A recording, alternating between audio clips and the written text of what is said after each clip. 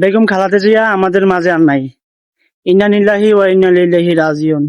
ঘুম থেকে উঠার পর দেখতেছি যে এই নিউজটা আসলে দেখা মানে খুব হতভম্ব হয়ে গেছি যে কদিন পর পর ভালো ভালো মানুষগুলা মারা যাইতেছে। তো উনি আমাদের দেশের একজন প্রধানমন্ত্রী ছিল।